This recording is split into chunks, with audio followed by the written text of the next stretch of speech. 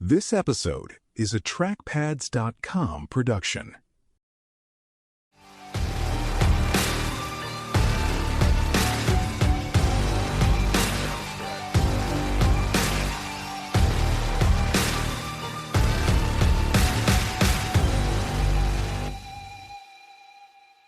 Cambrai was a battle of machines, trenches, wire, mud, chalk, guns, and exhausted men.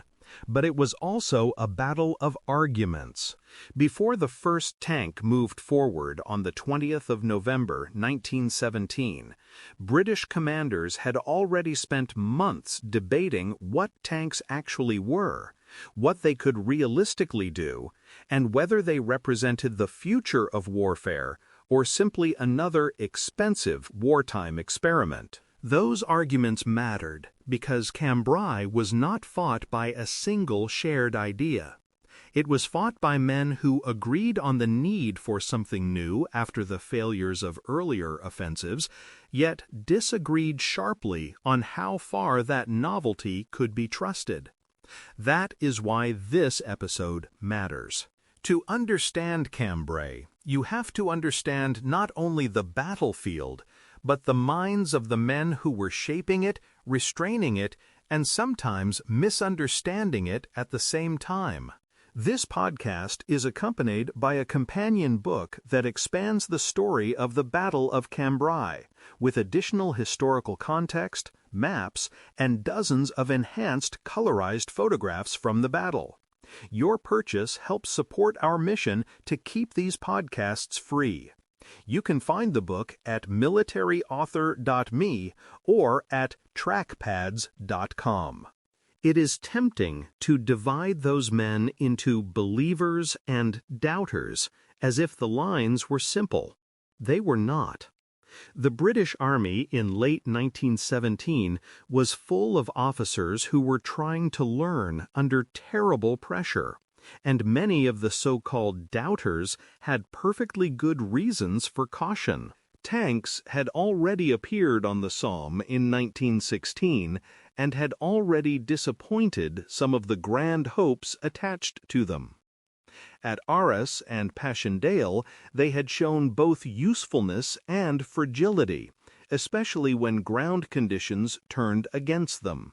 Engines failed, tracks broke, crews became exhausted, and field artillery could still kill tanks if it caught them in the open. So the argument before Cambrai was never simply between genius and stupidity, or progress and reaction. It was an argument about risk, timing, terrain, and whether a weapon that was clearly interesting had yet become dependable enough to shape a major offensive. John Frederick Charles Fuller stood near the center of that argument, though not in the simple way people often imagine.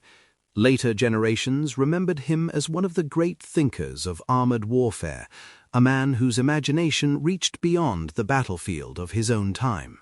Yet there is an instructive irony in his story, because when he first entered the tank world, he was not a natural believer at all. He had not come to the new weapon as a lifelong devotee of machines. He arrived, looked closely, and then began to see possibilities others had not yet organized clearly. Fuller's gift was not merely enthusiasm, it was conceptual boldness. He thought in operational terms. He saw that tanks needed suitable ground, concentration, surprise, and support, and he pushed toward a battlefield design in which they would be used in mass rather than dribbled forward in small, disappointing packets. In that sense, Fuller was less the prophet of tanks as symbols than the planner of tanks as systems. Hugh Elles was different. If Fuller was the intellectual advocate, Elles was the practical champion and builder of belief. As commander of the Tank Corps in France, he was not just inventing plans on paper, he was helping create an institution, and that required a different kind of leadership. He had to inspire crews, protect the Tank Corps from dismissal, argue for its battlefield value inside a skeptical army, and at the same time accept every mechanical and logistical weakness the machines still possessed. That made him a more grounded believer than the caricature of the starry-eyed innovator. He knew the defects because his men lived inside them. Yet he continued to press for massed use on suitable ground because he believed the failures at places like Passchendaele had proved less about the uselessness of tanks than about the folly of using them under the wrong conditions. When he rode into battle himself at Cambrai, leading from the front in Hilda, he was making a public argument as much as a personal gesture. Julian Byng, commanding the Third Army, occupied another important place between advocacy and caution. He was not a tank visionary in the Fuller mold, and he was not the institutional father of the tank corps in the way Ellis was. What he brought was something just as important: a senior field commander's willingness to take the idea seriously enough to build a real operation around it. That required imagination, but it also required restraint. Byng had to think about infantry, artillery, cavalry, engineers, reserves, and the broader front, not merely about the wishes of the tank corps. He accepted the combined promise of Fuller's tank plan and Tudor's artillery ideas, and in doing so he became the commander who turned separate innovations into a battlefield design. Yet he also changed the plan. What had begun more as a large raid with limited aims was reshaped by Byng into an operation intended to seize and hold ground. That was a crucial decision, and it reveals him as neither pure believer nor doubter, but as a pragmatist trying to convert innovation into military result. Douglas Haig stood even farther back from the immediate mechanics of the plan, but his role was decisive because nothing of this scale happened without his approval. Haig has often been treated in very simple ways by later memory, either as a stubborn butcher chained to attrition or as a misunderstood commander navigating impossible conditions. Cambrai resists both easy versions. Haig was under immense strategic pressure after the attritional disappointments of 1917, and he remained fundamentally a commander thinking in terms of armies, fronts, and the wearing down of German strength. He did not hand the war over to tank enthusiasts and let them redefine strategy on their own terms. Yet he was not blind to innovation either. He approved the Cambrai attack once the case for it hardened, particularly when Passchendaele had shown how badly conventional offensives could bog down. His caution was real, but so was his willingness to gamble on a new method when the old one had become intolerably costly. That matters because the so-called skeptics were not necessarily men who hated the future. Many were officers who had seen enough battle to distrust promises of easy transformation. Tanks were slow, they were noisy, they were mechanically vulnerable, they had limited endurance. They could terrify defenders and still be helpless against well-served field guns. They could smash wire and yet become separated from the infantry they were meant to help. In other words, the skeptics had evidence. They had watched new weapons arrive before. They had seen the battlefield punish optimism. So when some senior officers preferred familiar methods or hesitated to build a major offensive around tanks, their caution was not always intellectual laziness. Sometimes it was simply the hard-earned instinct of men who knew that battle has a cruel way of exposing the gap between promising theory and survivable practice. The deepest argument among commanders was not whether tanks were impressive. Almost everyone who saw them understood that they were impressive. The real argument was what tanks were for. Fuller and other tank advocates leaned toward a vision of concentrated use, surprise, shock, and rapid exploitation, something closer to a sharp operational incision than another piece of attritional grinding. Byng and the larger command structure, however, had to think about what happened after the incision. If the line opened, who would move through it, and with what objective? Should the tank attack be treated as a great raid, a limited blow with a controlled finish, or as the beginning of a breakthrough that might unhinge the German position more deeply? This disagreement was not academic. It shaped the entire battle. The very meaning of Cambrai changed depending on whether tanks were seen as instruments for a contained success or as the spearhead of something much larger. Cavalry sat awkwardly inside that argument, and their presence says much about the transitional nature of command thinking in 1917. Even some officers who believed in tanks still imagined that horse cavalry might exploit the opening once the armored and infantry assault had cracked the defensive crust. This was not as absurd as it sounds to modern ears, because commanders were still searching for any force that could move quickly into the enemy rear before the front reformed. But it also shows that even believers in mechanized change were not yet thinking in fully mechanized terms. Tanks could open the door, but many commanders still expected older arms to race through it. That is one reason Cambrai feels so historically alive. You can hear the British Army arguing with itself in real time, half stepping toward the future and half reaching back toward older habits of exploitation and pursuit. There was also an argument on the battlefield itself over how closely infantry should work with tanks. In theory, the relationship was clear. Tanks would crush wire, help cross trenches, and suppress positions.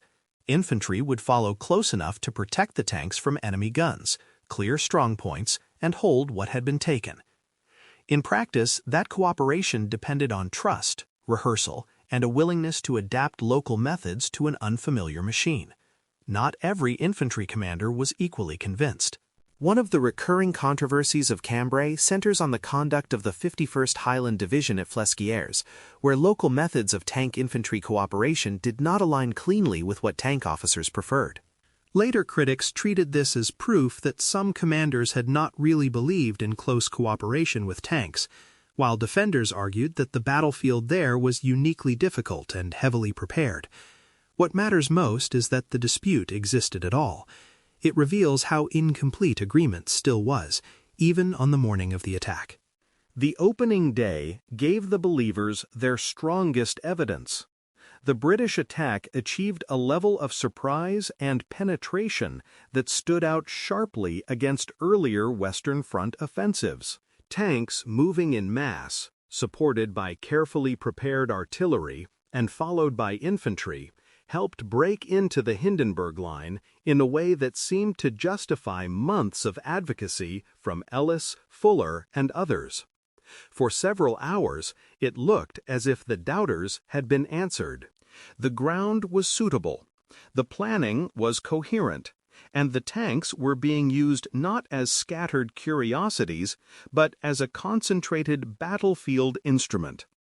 Yet the same day also fed the doubts. At Flesquières and elsewhere, tanks were knocked out by artillery, delayed by local resistance, or lost to breakdowns. Belief and skepticism were therefore both strengthened at once. The attack worked impressively enough to change military history, but not cleanly enough to silence every objection. After the first day, the argument changed shape. The question was no longer whether tanks could help rupture a fortified front. Cambrai had shown that they could. The question became whether the British command had really understood how to use success once it appeared. Tank advocates could reasonably complain that the opportunity had not been exploited with enough speed, coherence, or fresh strength. Some critics pointed to the lack of adequate reserves, the muddled role of cavalry, and the contradictions between raid thinking and breakthrough thinking. Others responded that this criticism asked too much of a still immature weapon and too much of a battlefield whose canal crossings, communications failures, and defensive depth imposed severe limits on every arm alike. In other words, even the post-battle debate was not simply about tanks. It was about command judgment. The tanks had opened a possibility, but the larger system had not fully agreed what to do with that possibility once it existed. The Battle of Cambrai was not won or lost by machine design alone, and it was not shaped by a single visionary mind dragging a backward army into the future. It emerged from a contested conversation among men with different responsibilities, different temperaments, and different definitions of what success would look like. Fuller supplied conceptual aggression. Elles supplied institutional belief and personal example. Byng supplied operational adoption and command weight. Haig supplied conditional approval from a higher level that still thought in wider strategic terms. Around them stood many others, some supportive, some cautious, some skeptical, and some simply unconvinced that the tank had yet earned the trust being asked of it. Cambrai matters because it did not end that argument. It changed it. After Cambrai, tanks no longer had to be defended as mere novelties. They had to be argued over as serious instruments of war. In the long history of armored warfare, that is a turning point of its own. Great military changes do not happen only when a weapon appears or when a battle is won. They happen when institutions begin to reorganize themselves around a new possibility, even while still debating it. Cambrai did exactly that. The commanders and doubters were all, in their different ways, participating in the birth of modern armored warfare. Some pushed too far. Some held back too hard. Some understood one part of the problem better than another. But together, they revealed the real truth of military innovation. New weapons become historically important not when everyone believes in them, but when enough influential people disagree seriously about how they should be used. At Cambrai, the tank ceased to be an experiment at the edge of war and became a contested center of military thought. That may be the most important victory it won there. You've been listening to Famous Tank Battles. These battles were never just about machines. They were about doctrine, terrain, firepower, logistics, and the hard problem of turning shock into victory. For more military history writing and books, visit militaryauthor.me. And for magazines, podcasts, and a massive archive of military photos and video, visit trackpads.com. Thanks for listening.